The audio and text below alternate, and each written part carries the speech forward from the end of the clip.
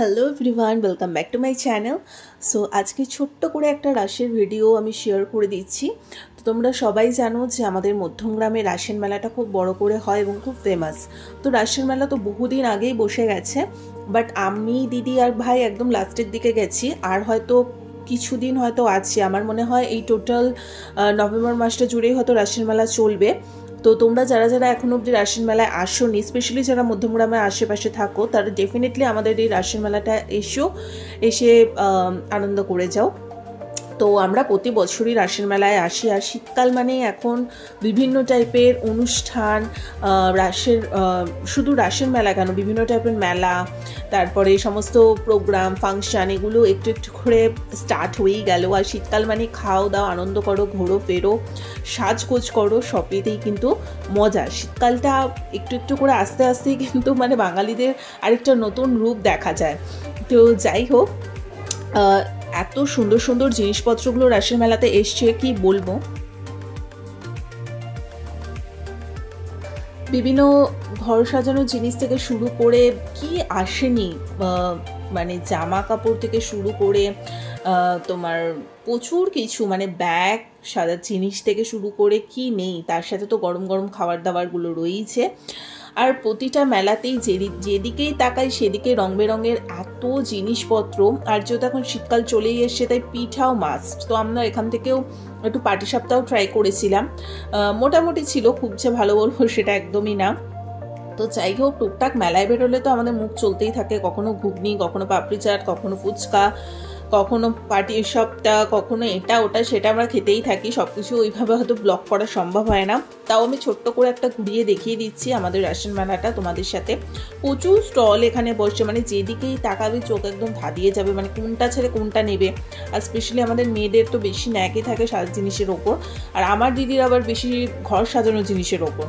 তো ও টুক করে ঢুকে পড়েছে এই কাপের দোকানে এবং অনেক কাপের সেটও ও নিয়েছে।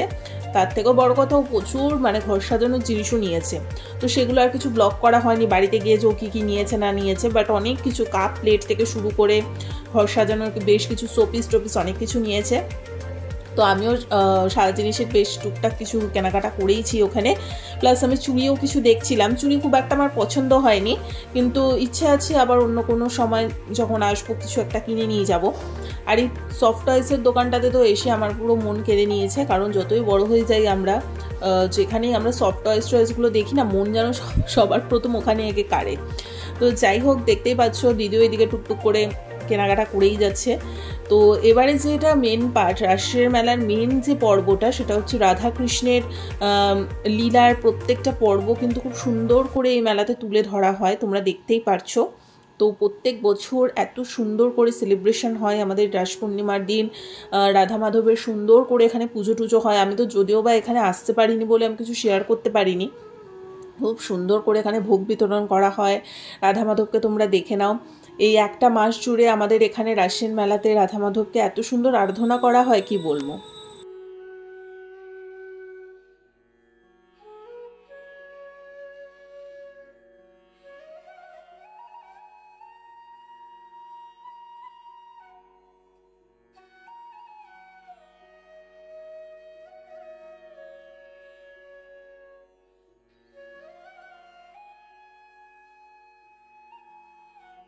তোমরাও কমেন্ট করে জানিও যে তোমাদের বাড়ির ওখানে কাদের কাদের ওখানে রাসের মেলা বসেছে। আমার মনে হয় কম বেশি সব জায়গাতেই ছোট বড় করে রাসের মেলাটা বসেই থাকে।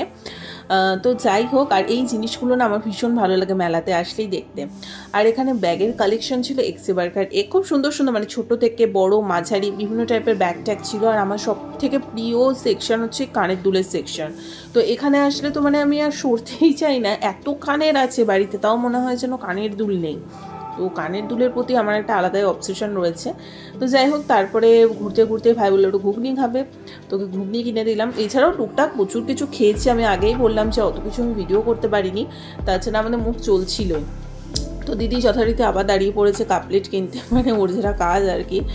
তো যাই হোক, এখানে কাঠেরও বেশ খুব সুন্দর সুন্দর হাতা, চিরুনি, তারপর আরও সুন্দর মানে ঝুড়ি, প্লেট, মানে সব কাঠের তৈরি খুব সুন্দর সুন্দর জিনিসগুলো উনি বানাচ্ছিল, তাই দেখছিলাম। এই ছিল ওভারঅল ছোট্ট একটা রাসের মেলার ভিডিও।